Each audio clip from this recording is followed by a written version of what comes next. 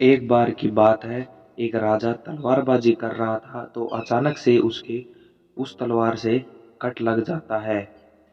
तो पास में खड़े मंत्री अचानक बोल उठे, राजा साहब चिंता ना करें, जो होता है वो अच्छे के लिए ही होता है।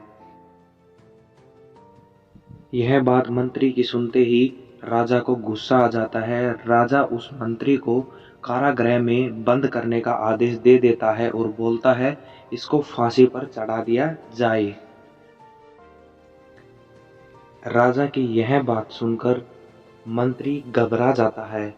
उसने राजा से निवेदन किया, महाराज, मैंने आपके यहाँ इतने वर्षों तक काम किया है, क्या आप मेरी एक अंतिम इच्छा पूरी नहीं करोगे?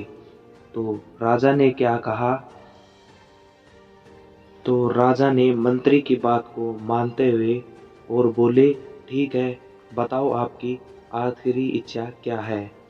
तो मंत्री ने जवाब दिया कि राजा, मुझे 10 दिन का समय दीजिए, उसके बाद आप मुझे जो सज़ा देंगे वो मुझे मंजूर रहेगी। तो राजा ने कहा तो राजा ने मंत्री की बात को स्वीकार करते हुए राजा दूसरे दिन अपने सैनिकों के साथ जंगल में शिकार पर निकल जाता है। जंगल के बीच में राजा अपने सैनिक से बिछड़ जाते हैं और रास्ता भटक जाते हैं। रास्ता ढूंढते हुए राजा वनवासियों के बीच पहुंच जाता है, जो बलि देने के लिए किसी न किसी व्यक्ति को ढूंढ रहे थे। वनवासियों ने राजा को पकड़ लिया और वन की देवी को बलि देने के लिए वहां ले गए। बलि देने की संपूर्ण तैयारियां हो गई थी। जैसे ही राजा को बलि देने के स्थान पर ले जाया गया, वहां एक खड़े बुजुर्ग की नजर राजा की खंडित उंगली पर पड़ी।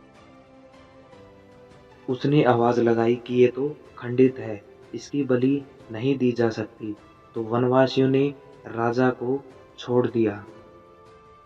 राजा को छोड़ने के बाद राजा जैसे तैसे करके वहां से निकल गया और अपने राज्य में पहुंच गया।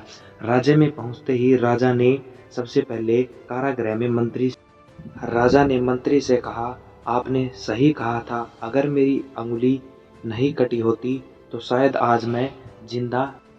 राजा ने मंत्री से पूछा, मेरा तो फायदा हुआ, लेकिन आपका फायदा कैसे हुआ?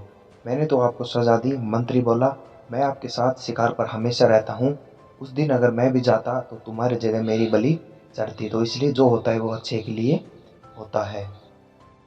राजा प्रसन्न हुए, लेकिन छोटी सी बात पर मंत्री को सजा देने का दुख भी हुआ। इसलिए राजा ने मंत्री को कारागृह से निकाल कर अपने साथ फिर से रख लिया।